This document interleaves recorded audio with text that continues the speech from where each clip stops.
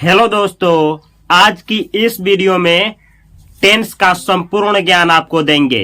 यानी टेंस किसे कहते हैं, कितना होता है और कैसे टेंस को बनाया जाता है। इस छोटी सी वीडियो में आप लोगों को संपूर्ण मास्टर क्लास आपको देने वाले हैं। तो यह वीडियो थोड़ा सा लंबा होगा, लेकिन शुरू से अंत तक देखें। केवल इस वीडियो में आपको हमेशा हमेशा के लिए हम टेंस सिखा देंगे। बोर्ड पे ध्यान दीजिए। चलिए शुरू से शुरू करते हैं। टेंस टेंस होता क्या है? टेंस का मतलब होता है कि ये बतलाया जाए कि क्रिया कब घटित हो रही है। जैसे मैं खाता हूं तो मैं क्या करता हूं, खाना खाता हूं ना, तो खाना क्रिया है। लेकिन मैं खाता हूं, किस समय खाता हूं ये भी दिया हो, यानी टाइम भी दिया हो और क्रिया भी दिया हो। टाइम भी दिया हो और एक्शन दोनों दिया हो, टाइम प्लस एक्शन दोनों दिया हो, तो उसको टेंस बोलेंगे। आप लोग भी जानते हैं कि टाइम तीन तरह का होता है। जैसे एक टाइम होता है प्रेजेंट, जो अभी चल रहा है वर्तमान में। जिस समय आप इस वीडियो को देख रहे हैं वो आपके लिए प्रेजेंट है। तो एक टाइम होता है प्रेजेंट, और एक होता है पास्ट, और एक होता है फ्यूचर। प्रेजेंट जो चल रहा है, पास्ट जो बीत गया है, और फ्यूचर जो आने वाला है।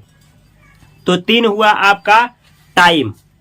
तीन टाइम हुआ तो टेंस कितने होते हैं, चलिए आपको समझाते हैं।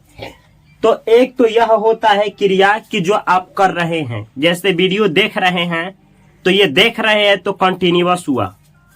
एक काम वो होता है जो आप कर चुके हैं, तो जो काम आप कर लिए हैं उसको परफेक्ट कहा जाता है। और कुछ ऐसे भी काम होता है जो आप कुछ समय से कर रहे हैं, जो काम कुछ कंप्लीट हुआ है और अभी प्रोसेस में है, उसको परफेक्ट कंटिन्यूअस कहा जाता है। और कुछ ऐसे काम होते हैं जो हमेशा करते हैं आप, उसको इंडेफिनिट कहा जाता है। जैसे चलिए समझाते हैं। टेंस जो है आपका, टेंस टाइम के आधार पे प्रेजेंट, पास्ट और फ्यूचर तीन कैटेगरी में बांटा गया है। प्रेजेंट के 4 टेंस होते हैं, पास्ट के भी 4 होते हैं, फ्यूचर के भी 4 होते हैं। तो 4, 4, 8 और 4, 12, टोटल टेंस 12 होते हैं। कैसे पहचानेंगे, स्ट्रक्चर क्या होता है, चलिए सीखा जाए।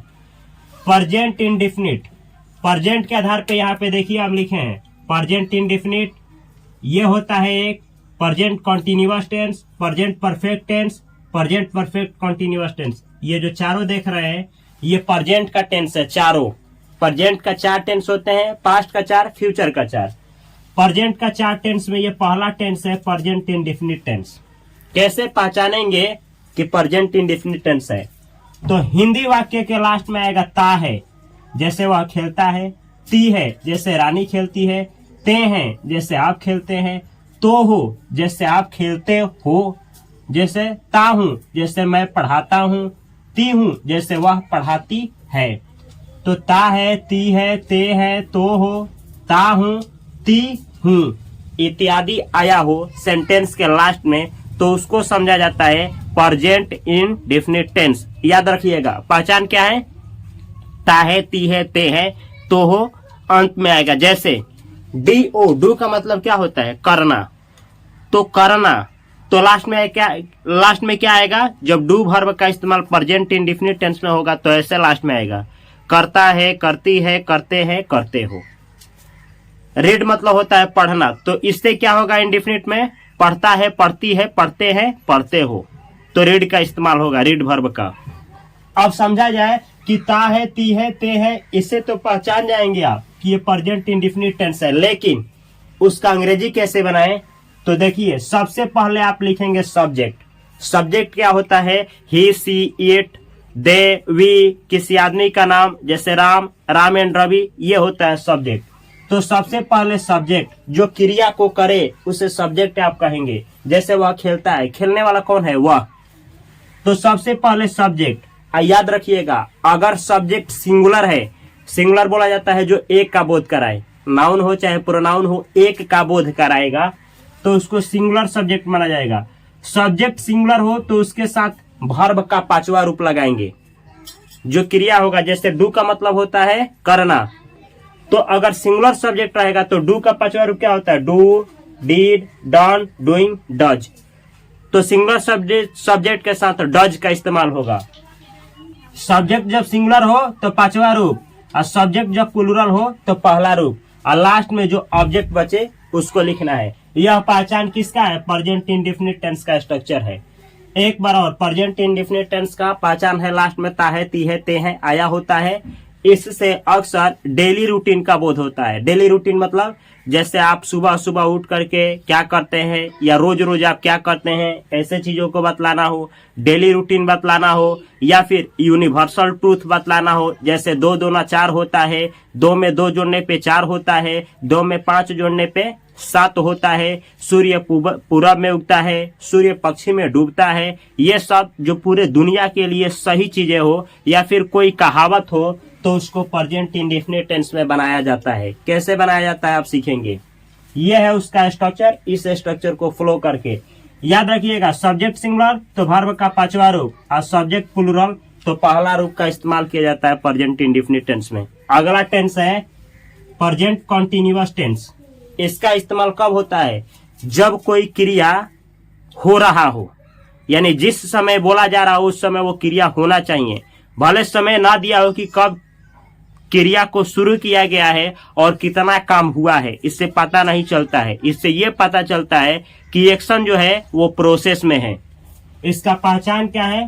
प्रेजेंट कंटीन्यूअस टेंस का हिंदी के लास्ट में आएगा रहा है, जैसे वह खेल रहा है, रही है जैसे रानी खेल रही है, रहे हैं जैसे हम लोग पढ़ रहे हैं, रही हूं जैसे मैं पढ़ा रही हूं, रहा हूं जैसे मैं पढ़ा रहा हूं। तो पहचान समझिए, रहा है, रही है, रहे हैं, रही हूं, रहा हूं और इत्यादि ऐसे ही करके सेंटेंस के लास्ट में आए तो उसको आप समझेंगे प्रेजेंट का कंटीन्यूअस टेंस। याद रखिएगा, ऐसे टेंस से प्रेजेंट कंटीन्यूअस टेंस से केवल ये पता चलता है कि क्रिया जो है यानी एक्शन जो है अभी प्रोसेस में है, यानी कार्य हो रहा है। इससे ये पता नहीं चलता है कि कार्य कितना हुआ है, या ये पता नहीं चलता है कि क्रिया कब शुरू हुआ है और कब खत्म होगा। इसकी ज्ञान प्रेजेंट कंटीन्यूअस टेंस से नहीं चलता है। तो ये है प्रेजेंट कंटीन्यूअस टेंस का पहचान। कैसे अंग्रेजी बनाएंगे चलिए सीखा जाए। स्ट्रक्चर होता है इसका सबसे पहले सब्जेक्ट, जो क्रिया को करे उसे सब्जेक्ट बोलते हैं। सब्जेक्ट नाउन और प्रोनाउन कोई भी हो सकता है। तो सब्जेक्ट अगर सिंगुलर हो तो उसके साथ इज लगाएंगे। सिंगुलर का मतलब एक का बोध कराए, जैसे राम तो राम के साथ इज, रानी तो रानी के साथ इज, ही के साथ इज, सी के साथ इज। कोई एक हो तो उसके साथ इज। सब्जेक्ट सिंगुलर तो इज, और सब्जेक्ट प्लूरल हो यानी जो एक से अधिक का बोध कराए, जैसे हम लोग तो वी बोला जाएगा। तो हम लोग का मतलब क्या? एक से अधिक, यानी वी प्लूरल हुआ। दे यानी वे लोग का मतलब क्या है? एक से अधिक लोग, तो दे प्लूरल हुआ। ऐसे ही आप लोग का मतलब क्या? एक से अधिक की बोध हो रही है, यानी यू, तो यू क्या हुआ? प्लूरल। तो दे, वी, यू ये सब प्लूरल है। अब प्लूरल जब सब्जेक्ट के बारे में कुछ कहा जाएगा तो आर लगेगा। याद रखिएगा एक बार और, singular subject is, plural subject are, और उसके बाद अगर सब्जेक्ट यहाँ आई बना तो उसके साथ एम लगाएंगे। एम क्या लगाएंगे? यहाँ पे एम लगाएंगे, यहाँ याद रखना है एम। और उसके बाद वर्ब का चौथा रूप, उसके बाद ऑब्जेक्ट। जैसे मैं पढ़ा रहा हूं, आई एम टीचिंग, मैं आपको पढ़ा रहा हूं, आई एम टीचिंग यू। आप लोग पढ़ रहे हैं, यू आर स्टडिंग। यहाँ है यू, आई इसके अनुसार आर, यू के साथ आर। ध्यान रखिएगा, सब्जेक्ट सिंगुलर उसके अनुसार यहाँ पे क्या लगेगा? Is. Subject plural are, subject जब आई बने तो एम लगेगा। उसके बाद जो क्रिया हो रहा है उसका चौथा रूप, और लास्ट में ऑब्जेक्ट। आगे समझिए, प्रेजेंट परफेक्ट टेंस, इसका पहचान क्या है? वो ऐसा काम जो प्रेजेंट में खत्म हो गया हो, पूरा कंप्लीट हो गया हो। जैसे मानिए आपकी मम्मी आपसे कहीं ए झाड़ू लगा दो, आप झाड़ू लगा दिए। मम्मी आपसे आकर के बोली ए झाड़ू लगाए हो, आप बोले देखो मम्मी झाड़ू लगा दिए हैं। झाड़ू लगा दिया हूं मतलब झाड़ू लग गया है, काम कंप्लीट है, तो परफेक्ट टेंस समझा जाएगा। ऐसे समझने के लिए आपको कुछ पहचान दिए हैं हम यहाँ पे। प्रेजेंट परफेक्ट टेंस का पहचान चुका है, चुकी है, चुके हैं, काम कंप्लीट होना चाहिए। यानी जिस हिंदी वाक्य के लास्ट में चुका है, चुकी है, चुके हैं आया हो, ये नहीं आया हो, तो केवल इतना पता चलना चाहिए उस सेंटेंस से कि काम जो है वो कंप्लीट हो गया है। जैसे मानिए कि आप खाना खा लिए हैं और आपको कहना है मैं खाना खा लिया हूँ, यानी खाने की जो क्रिया है वो कंप्लीट है, तो इसको समझा जाएगा क्या चीज? Present perfect tense. याद रखना है, यह है प्रेजेंट परफेक्ट टेंस, काम कंप्लीट हो गया है। तो ये मत देखिएगा कि चुका चुकी आना चाहिए, जरूरी नहीं है। काम कंप्लीट हो जाए, है हूँ लास्ट में आ जाए, तो समझिएगा कि वही परफेक्ट टेंस है। जैसे मैं पढ़ा लिया हूँ, अब पढ़ाने की क्रिया खत्म हो गई है, मैं पढ़ा लिया हूँ, तो इसको क्या समझा जाएगा? Perfect tense. और वो भी किसका? प्रेजेंट का। मैं खा लिया हूँ, वह चला गया है, या देखिए राम चला गया है चाहे राम जा चुका है, दोनों क्या होगा? परफेक्ट। लिया है, दिया है, किया है, पिया है, काम कंप्लीट हो गया है, तो परफेक्ट समझा जाएगा। प्रेजेंट परफेक्ट टेंस का पहचान ये होता है कि चुका है, चुकी है, लिया है, पिया है, दिया है, या वर्क कंप्लीट हो जाना चाहिए, बोध कराएगा। इसका पहचान तो ये है, लेकिन इसका बनाने का स्ट्रक्चर है सबसे पहले सब्जेक्ट। सब्जेक्ट सिंगुलर तो हैज लगाएंगे और सब्जेक्ट प्लूरल तो हैव लगाएंगे। उसके बाद जो क्रिया कंप्लीट हुआ है उसका तीसरा रूप, लास्ट में ऑब्जेक्ट। जैसे मैं पढ़ा लिया हूँ, आई हैव टॉट, मैं पढ़ा लिया हूँ, मतलब पढ़ाने की क्रिया खत्म हो गई है। मैं आपको पढ़ा चुका हूँ, I have taught you. Have क्यों लगाया हूँ आई के साथ? क्योंकि आई जो है प्रेजेंट में प्लूरल का काम करता है। याद रखिएगा, आई प्रेजेंट में प्लूरल का, आई पास्ट में सिंगुलर का काम करता है। यानी बीता हुआ समय में कुछ भी कहना हो आई का इस्तेमाल करके तो सिंगुलर का काम करेगा, और वहीं प्रेजेंट में कुछ भी कहना हो आई को लेकर के तो प्लूरल का काम करेगा। यही रीजन है कि आई के साथ डू लगता है, डज नहीं। आई के साथ हैव लगता है, हैज नहीं। आई के साथ प्ले लगता है, प्लेज नहीं। ऐसे याद रखना है। और जबकि पास्ट में आई के साथ वाज लगता है, वर नहीं। आई के साथ हैड लगता है पास्ट में। आगे देखिए, अगला है प्रेजेंट परफेक्ट कंटीन्यूअस टेंस।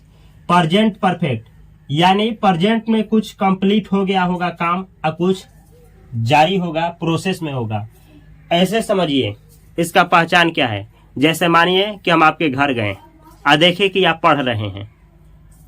आपसे हम पूछे आप कब से पढ़ रहे हैं, तो आप बोले मैं 4 घंटा से पढ़ रहा हूं। तो हम कॉपी देखे तो आप अभी कुछ पढ़े हैं, अभी पढ़ ही रहे हैं, अभी और पढ़ना बाकी है। यानी कुछ काम कंप्लीट हो गया होगा, अभी काम प्रोसेस में होगा, और समय भी दिया रहेगा।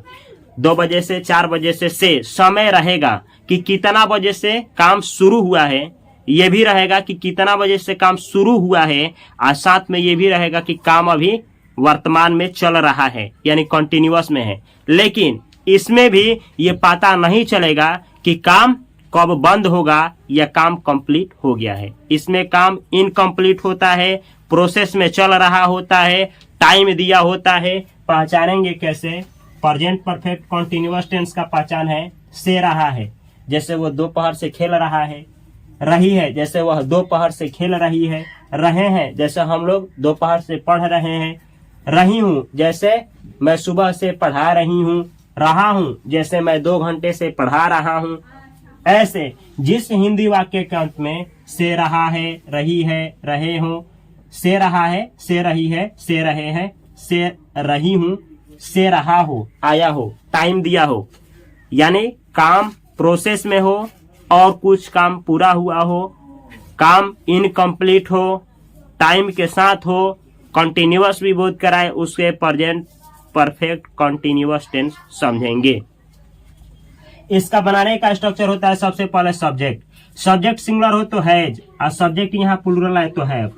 तो सब्जेक्ट के बाद हैज या हैव, उसके बाद बीन, इसके बाद जो काम चल रहा है प्रोसेस में उसका चौथा रूप, उसके बाद ऑब्जेक्ट, और उसके बाद सिंस या फॉर, और लास्ट में टाइम। सिंस कब लगता है? सुनिए, जब ये बतलाना हो निश्चित रूप से, निश्चित समय दिया हो कि इतना बजे से, चाहे इतना से, चाहे इस दिन से, तो सिंस।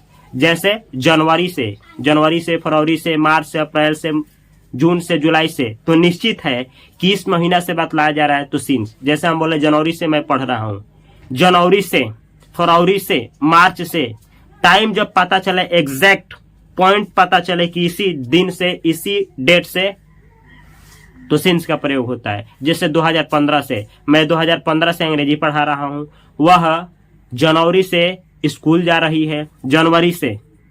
ऐसे ही टाइम रहेगा, चाहे 2 बजे से, 3 बजे से, 4 बजे से, 10 बजे से, ऐसे टाइम हो, सोमवार से, मंगलवार से, रविवार से, जन्म से, बुढ़ापे से, ऐसा टाइम के साथ सिंस लगता है। अब फॉर का इस्तेमाल कब होता है? जब ड्यूरेशन दिया हो। ड्यूरेशन मतलब 2 घंटे से, 4 महीने से, या 5 महीने से, 6 महीने से, 10 साल से, 4 घंटे से, 5 घंटे से, इसके साथ फॉर का इस्तेमाल होता है। अगला देखिए, ये है चारों आपका प्रेजेंट में यही टेंस होता है। Present indefinite tense, present continuous tense, present perfect tense, present perfect continuous tense. ये होता है 4 प्रेजेंट का समाप्त हो गया। चलिए अब सीखते हैं पास्ट। पास्ट में भी 4 होगा। जहां जहां प्रेजेंट है, यहाँ पास्ट, यहाँ पास्ट, यहाँ पास्ट, यहाँ पास्ट, जब लिख देंगे प्रेजेंट के जगह पे पास्ट, तो 4 टेंस तैयार होगा। और यही हो जाएगा पास्ट इंडेफिनिट टेंस। ये वाला आपका होगा ये पास्ट कंटिन्यूअस टेंस, और ये वाला आपका ये हो जाएगा पास्ट परफेक्ट टेंस, और ये वाला पास्ट परफेक्ट कंटिन्यूअस टेंस हो जाएगा। चलिए अब सीखा जाए पास्ट इंडेफिनिट टेंस का पहचान क्या है। जिस हिंदी वाक्य के अंत में आ, ई, या बड़ा ई, या ए, लिया, दिया, जैसे देखिए या, लिया, इसमें आया है, दिया, इसमें भी या आया है, आ, ई, ए का मात्रा है, तो या फिर कोई काम हुआ करता था, कोई किया करता था, ये बोध कराए, पास्ट इंडेफिनिट टेंस उसको समझा जाता है। जैसे देखिए, राम ने एक पत्र लिखा, खा, या राम पत्र लिखा करता था, दोनों में अंतर है, समझिएगा। राम ने एक पत्र लिखा, आ का मात्रा आया है, या राम पत्र लिखा करता था, ये दोनों जो है पास्ट इंडेफिनिट है। पहचानेंगे कैसे? कोई काम पास्ट में किया गया, कोई काम पास्ट में किया गया, ये ना बतलाया गया हो कि काम कंप्लीट हुआ कि इनकम्प्लीट रहा, ऐसे आपको पता चलेगा कि किया गया है, मतलब किया गया था, केवल इतना ही पता चलेगा। पास्ट इंडेफिनिट टेंस समझेंगे। पहचान यही है, आई है, लिया, दिया, किया, पिया, निया। जैसे पत्र लिखा, लिखना के लिए लिखा, खाया के लिए खाया, जाना के लिए गया, यही खेलने के लिए खेला, ऐसा लास्ट में आएगा। पास्ट इंडेफिनिट टेंस समझेंगे। स्ट्रक्चर होता है बनाने का, सब्जेक्ट, उसके बाद जो भी क्रिया हुआ है उसका सेकेंड रूप ऑब्जेक्ट। जैसे मैंने एक पत्र लिखा, आई रोट अ लेटर, मैंने क्रिकेट खेला, आई प्लेड क्रिकेट, ऐसे अंग्रेजी बनता है। यहाँ पे सब्जेक्ट सिंगुलर हो, प्लूरल हो, कुछ भी हो, उसके साथ सेकेंड फॉर्म लगाएंगे, लास्ट में ऑब्जेक्ट, जो काम किया गया होगा वो ऑब्जेक्ट का स्थान लेगा। आगे समझिए, past continuous tense. Past continuous tense ऐसा क्रिया जो पास्ट में हो रहा था, उसको बोलेंगे पास्ट कंटिन्यूअस टेंस। या ऐसा क्रिया जिसको बतलाना है कि वो पास्ट में जारी था, इन प्रोग्रेस था, किसी कभी पास्ट में वो जारी था, ये ना बतलाया गया हो कि काम कंप्लीट हुआ या कि कब क्रिया को किया गया था, मतलब शुरू कब हुआ था, अंत कब हुआ था, ये पता नहीं चलेगा। बस इतना पता चलेगा कि काम प्रोसेस में था, तो उसको समझा जाएगा पास्ट कंटिन्यूअस टेंस। पहचानेंगे कैसे? पास्ट कंटिन्यूअस टेंस का पहचान है, रहा था जैसे वह पढ़ रहा था, रही थी जैसे वह पढ़ रही थी, रहे थे जैसे हम लोग पढ़ रहे थे, रहा था, रही थी, रहे थे आया होगा, etc आया हो, उसी को बोलेंगे पास्ट कंटिन्यूअस टेंस। ऐसा क्रिया जो पास्ट में चल रहा था, किसी समय चल रहा था, समय ना दिया हो लेकिन काम चल रहा था, प्रोग्रेस में था, प्रोसेस में था, उसे आप समझेंगे पास्ट कंटिन्यूअस टेंस।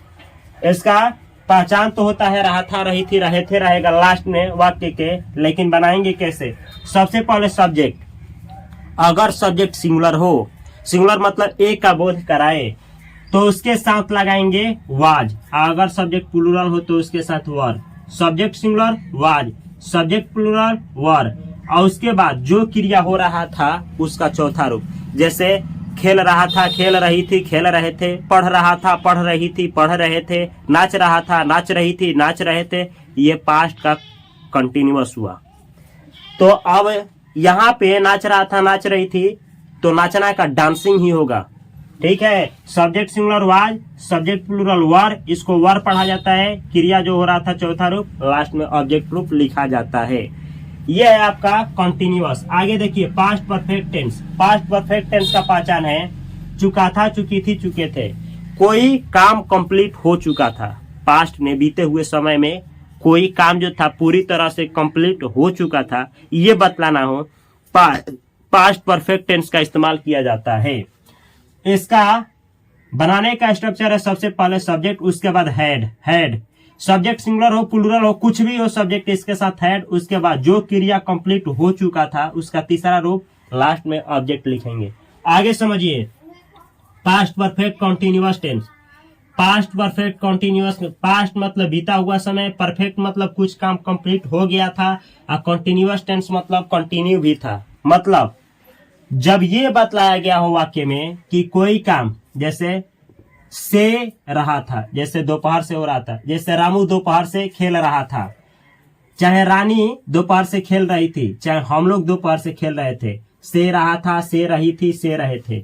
जब सेंटेंस में ये दिया गया हो कि क्रिया कोई इस समय से चल रहा था, तो इसका इस्तेमाल होगा। एक बार और ध्यान से समझिए, पास्ट परफेक्ट कॉन्टिन्यूअस टेंस में समय दिया रहेगा, ये दिया रहेगा कि वो क्रिया इस समय से चल रहा था, प्रोसेस में था, लेकिन इसमें यह बोध नहीं होगा कि काम कितना हुआ था या काम बाद में जाकर के कंप्लीट हुआ कि नहीं, ये पता नहीं चलता है। जैसे मैं कल दोपहर से पढ़ा रहा था, अब इससे क्या बोध हुआ, केवल इतना है कि मैं पढ़ा रहा था और टाइम दिया है।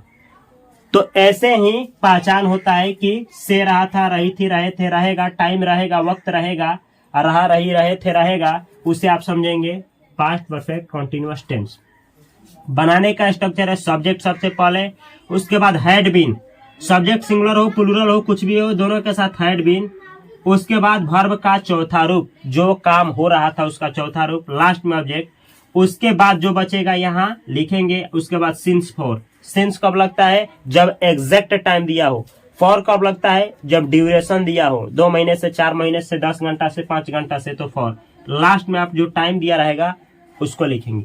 आगे समझिए, ये है आपका जो लिखे हैं, देखिए चारों टेंस समाप्त हो गया। ये 4 है पास्ट का, past indefinite tense, past continuous tense, past perfect tense और पास्ट परफेक्ट कंटिन्यूअस टेंस। आगे समझिए, यहाँ पे 4 टेंस है, फ्यूचर इंडेफिनिट टेंस, जहां जहां पे प्रेजेंट है वहां पे फ्यूचर लगा दीजिए।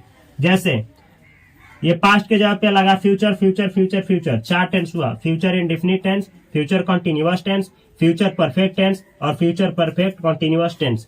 ये हुआ आपका 4 तरह का टेंस, फ्यूचर का 4 प्रकार का टेंस। सुनिए, future indefinite tense, future perfect tense, future perfect continuous tense और फ्यूचर कंटिन्यूअस टेंस, यहाँ पे चारों को लिखे हैं। सबसे पहले देखा जाए फ्यूचर इंडेफिनिट टेंस, वैसा सेंटेंस जिसके लास्ट में, अच्छा फ्यूचर का मतलब होता है जो फ्यूचर के बारे में बोध कराएगा, आने वाले समय के बारे में। ऐसा सेंटेंस जिसके लास्ट में गागेगी आएगा उसे आप समझेंगे फ्यूचर इंडेफिनिट टेंस। जैसे गागेगी या बनेगा, बनेगी, जैसे आप डॉक्टर बनेंगे, वह खेलेगा, वह रोएगा, वह रोएगी, गागेगी।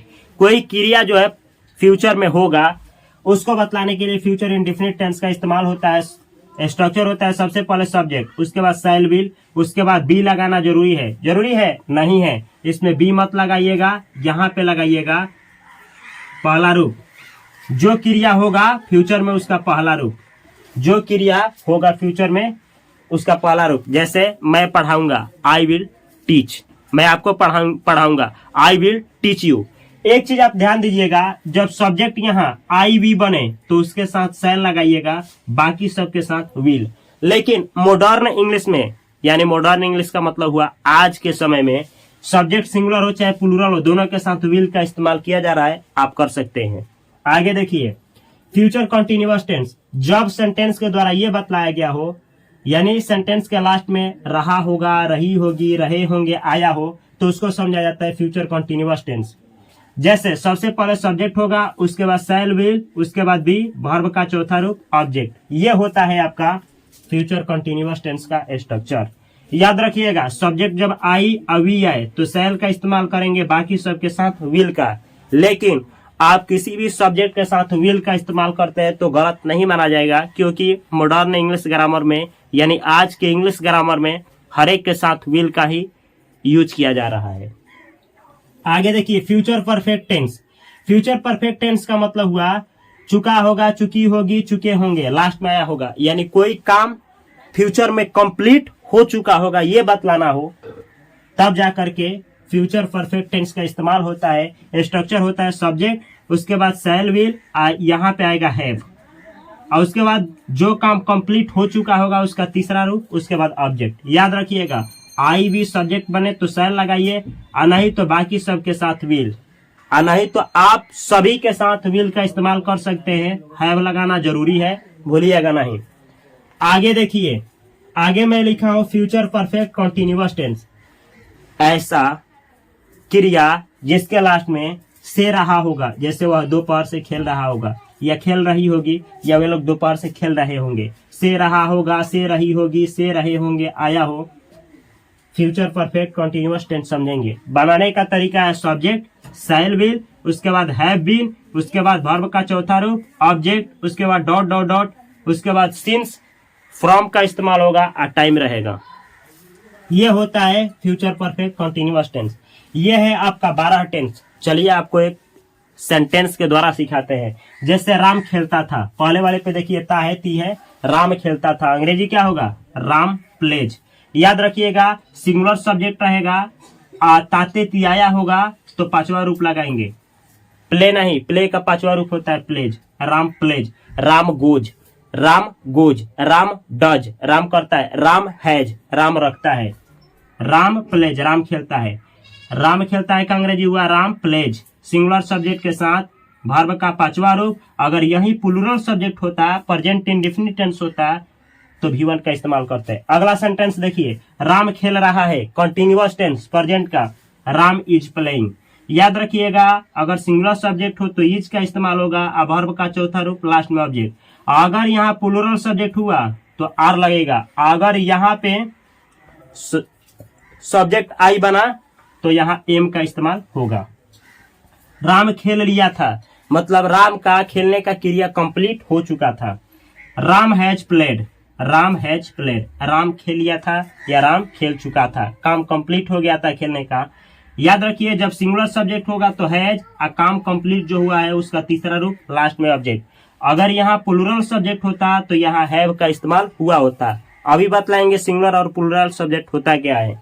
आगे सीखिए, राम सुबह से खेल रहा है। देखिए रहा है, रही है, आया है, से भी आया है और टाइम भी दिया है, ऐसे अंग्रेजी बनेगा राम हैज बीन प्लेइंग। देखिए यहाँ पे बतलाए हैं सब्जेक्ट हैव हैज बीन चौथा रूप, तो Ram has been playing, Ram खेल रहा था, सिंस मॉर्निंग, दोपहर सॉरी सुबह से, तो अंग्रेजी हुआ Ram has been playing since morning, Ram सुबह से खेल रहा था। एक चीज यहाँ पे देख लीजिए, यहाँ अगर सब्जेक्ट सिंगुलर रहेगा तो हैज लगाइएगा, प्लूरल रहेगा तो हैव का इस्तेमाल होगा। राम ने खेला, यह है पास्ट इंडेफिनिट टेंस। देखिए पास्ट इंडेफिनिट टेंस, खेला, लिया, दिया, पिया, किया रहेगा तो सब्जेक्ट, उसके बाद सबके साथ वर्ब का दूसरा रूप। राम ने खेला, राम प्लेड। ये याद रखिएगा कि अगर पास्ट इंडेफिनिट का निगेटिव बनाना हो तो सब्जेक्ट सबसे पहले, उसके बाद डीड लगता है, उसके बाद नॉट, उसके बाद वर्ब का पहला रूप। पास्ट इंडेफिनिट का निगेटिव सेंटेंस का स्ट्रक्चर यहाँ पे लिखे हैं, सब्जेक्ट डीड नॉट और उसके बाद वर्ब का पहला रूप। और ये भी याद रखिएगा अगर इसका निगेटिव बनाना हो तो सब्जेक्ट, इसके बाद डू ड जाता है, उसके बाद नॉट और उसके बाद वर्ब का पहला रूप, याद रखना है। आगे देखिए, राम खेल रहा था यानी past continuous, Ram was playing, Ram was playing, Ram खेल रहा था। याद क्या रखना है, सिंगुलर सब्जेक्ट हो तो वाज, उसके बाद वर्ब का चौथा रूप तब ऑब्जेक्ट। अगर यहाँ प्लूरल सब्जेक्ट रहा तो वर का इस्तेमाल होगा, वर। आगे सीखिए, राम खेल चुका था, past perfect tense, Ram had played. याद क्या रखना है, सिंगुलर सब्जेक्ट हो चाहे प्लूरल हो, कोई काम कंप्लीट हो चुका था बतलाना हो तो दोनों के साथ हैड और उसके बाद जो काम कंप्लीट हुआ था उसका थर्ड फॉर्म लगता है। आगे देखना है, राम सुबह से खेल रहा था।